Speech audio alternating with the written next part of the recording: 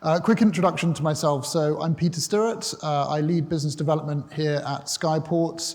I'm actually primarily looking after survey and surveillance applications.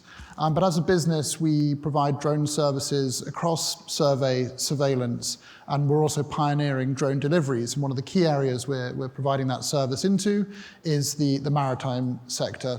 So I'm just going to give you a bit of an overview of us as a business, what our solution is, and then talk about a couple of case studies, and I'm just going to finish things off with a video to actually bring to life what I'm talking about.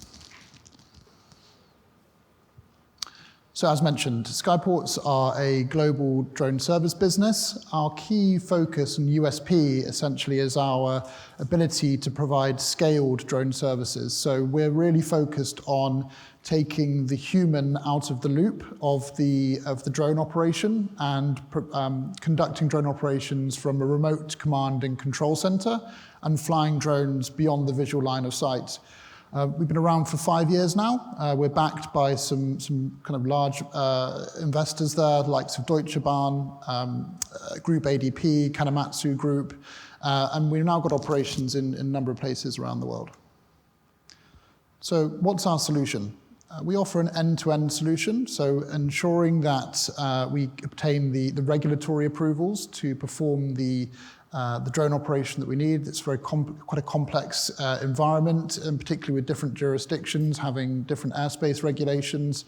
We've got an in-house regulatory team who've been drawn from civil aviation authorities around the world, and we've managed to obtain the kind of most advanced permissions in a number of locations as a result of that. We're not a drone manufacturer, so essentially the easiest way to think about Skyports is like an unmanned airline.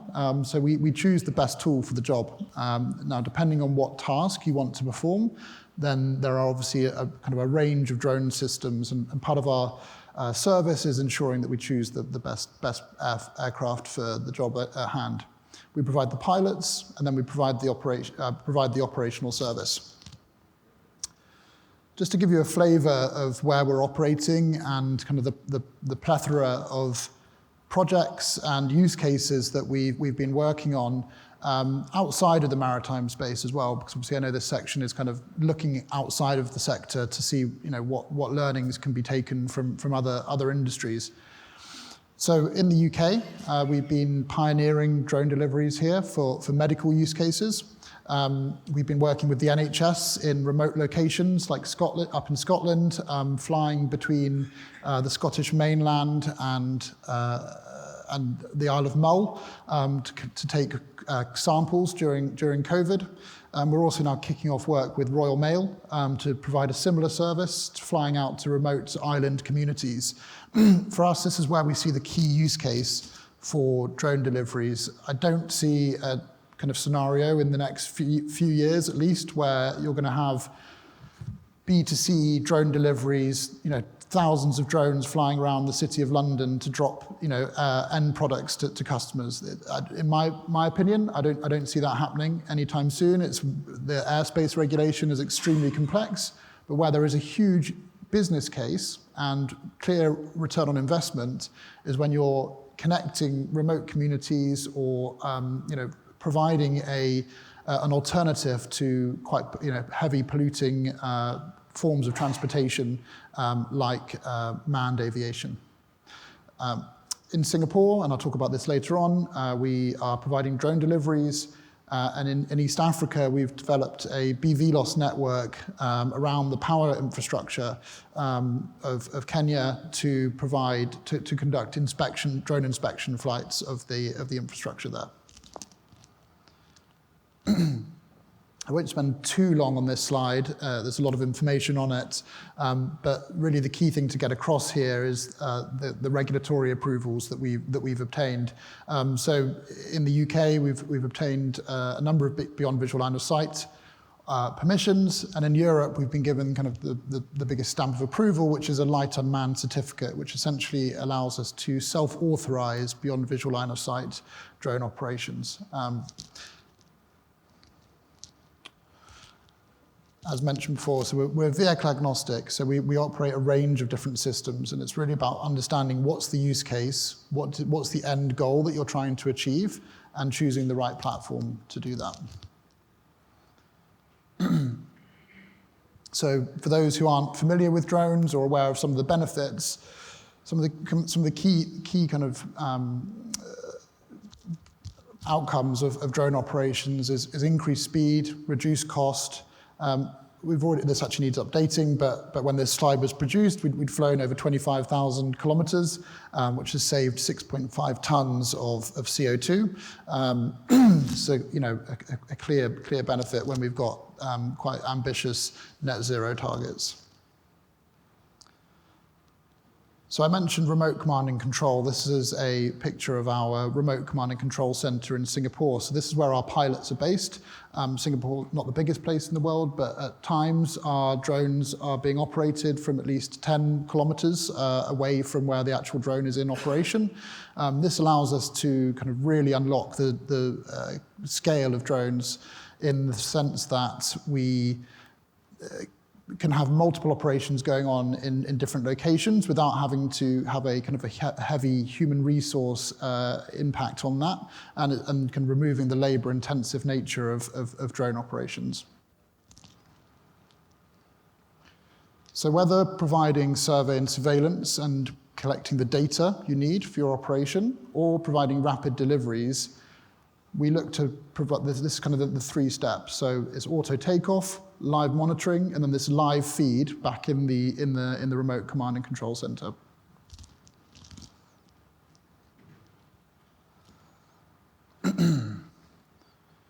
Cool. So to bring this to life for what we're doing in the port space, so onshore. In a port environment, as you know, there is a huge amount of tasks to be done. So from security, ensuring compliance with ISPS regulations, inspections of large industrial assets, ensuring health and safety, providing up-to-date maps of the port environment to help drive operational efficiency and commercial auditing, so ensuring that actually space is being used as it is, and maximizing potential revenues for the ports. So from one single location, one drone system can perform multiple tasks throughout the course of a day or throughout the course of a week. So you have a drone in a box system installed on the site, and the drone is then performing different routine checks throughout the day. It's a hugely valuable system. So where are we already doing this? So we're actually doing this for the Public Utilities Board in Singapore. We have a network of drones in a box, docking station essentially, which is a recharging platform that the drone takes off and lands from in an automated way, and performs a routine check looking for monitoring ecological monitoring around the reservoir network, and also inspecting industrial assets and providing surveillance as well. So the drone is the kind of the data collection tool. Behind that, we have computer vision, which is then analyzing the video data. And this can be trained. This machine learning model can be trained to look for a number of different things. So one of the key things they're looking for in Singapore is usage of the reservoir network from a leisure perspective, and fishing, which is not allowed there.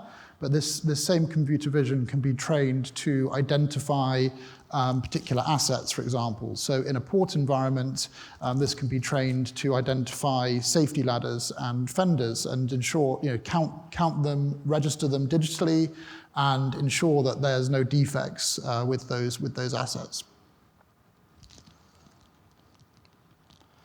Okay, on to maritime. This is probably the bit that you'll hopefully find most interesting. So again, in Singapore, and I'm talking a lot about Singapore because we've had huge success there. The regulatory environment has been very favorable, but also for the maritime space, this use case really makes sense there. So in Singapore, we're providing ship-to-shore services. Singapore, as I'm sure you all know, is the world's second busiest port, and lots of traffic coming through. where the ships are actually just looking for ship supplies as opposed to actually coming into harbour, so coming in for bunkering and also picking up ship supplies, so that they're not always necessarily coming into port to collect that. And there's a lot of traffic, there's a lot of waiting time in the port of Singapore, waiting to get your bunker fuel samples back in, and also other services like sending cash to master. So we've been able to identify, working with the current payload capacity, so the lifting capacity of these drones, we've landed on two really core use cases, which is providing significant value to our shipping customers. And that is flying out with this fixed wing vertical takeoff and landing drone from the shore, landing on the vessel, and collecting bunker samples. We'll see it in a video shortly. What our customers have found really nice, obviously for long periods of time, lots of the crew are on the vessel for extended periods of time. So rather than flying out with an empty cargo, we have been putting things like Dunkin' Donuts and McDonald's, which whilst it might not seem like a big deal, actually is providing some really nice welfare for the crew. And you don't want to be flying with an empty cargo, so it's a really nice use case there. Okay, so I'm now going to jump out of this presentation and actually show you some of that in action. So here we go. So yeah, we're going to see two ship-to-shore demonstrations here. So the first is using this fixed-wing vertical takeoff and landing drone that you see pictured above, which is manufactured by an Australian company called Swoop. And then secondly, using a multi-rotor drone as well. So here's our vertical takeoff and landing drone, operated from the remote command and control center.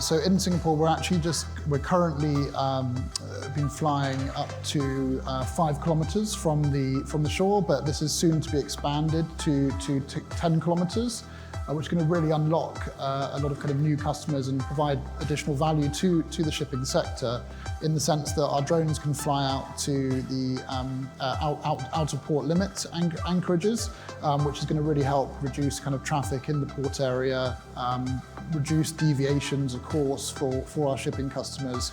So when you start to quantify the time savings, the money saving of being sat out at anchor waiting for a service vessel to come, instead they are able to get their vital services delivered by drone.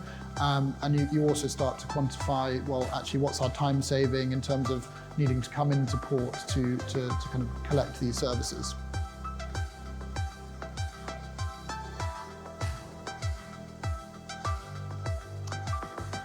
This particular system that we are operating here, so whilst we're currently in Singapore working at those distance limits, that particular system can fly up to 80 kilometers offshore.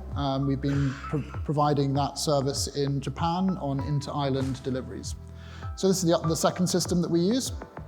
It has a slightly bigger payload capacity, meaning that we can carry more goods, and it provides us with good redundancy in our service as well. The fact that we're operating two different systems there. So yeah, just a few images now, just showing the payload itself.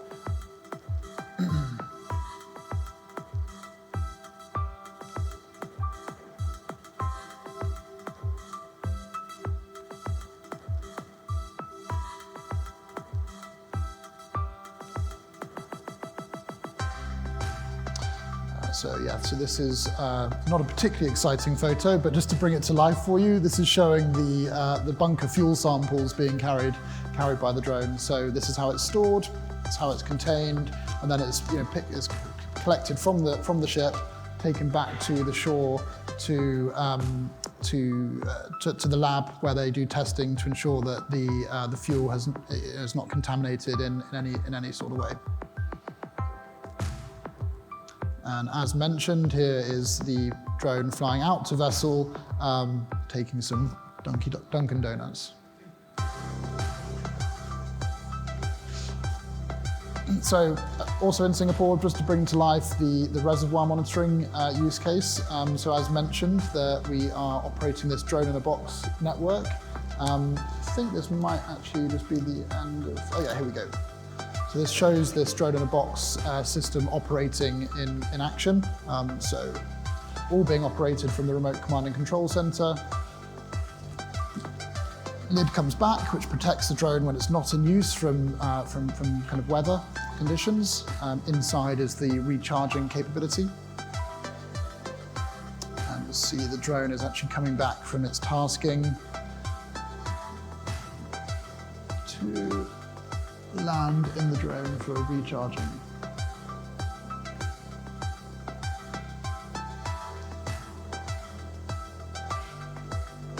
So one of the really exciting things about this particular use case is there's so many different tasks and jobs to be done that this system can be used. So really it is a case of thinking, well, what value could we get as a business? What tasks could we automate, not to replace people's jobs, but actually to get more out of the people that we do have. Taking away the kind of the manual and sort of dumb tasks that can be done by robots and use our human resource for the more creative jobs to be done. So yeah, that's everything from me. If anybody got any questions, yeah, I would welcome those now if we've got some time. Great, thank you very much, Peter. Thanks very much.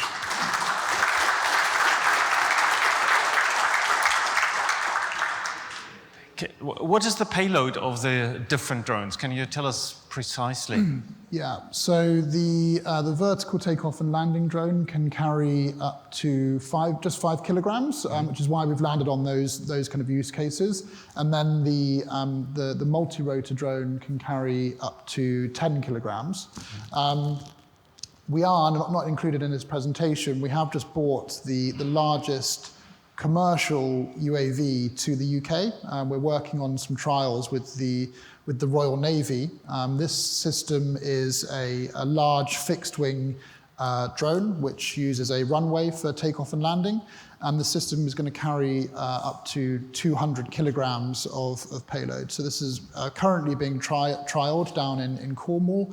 The intention is once we've finished the trial period, that this system will then be used for actually landing onto an aircraft carrier.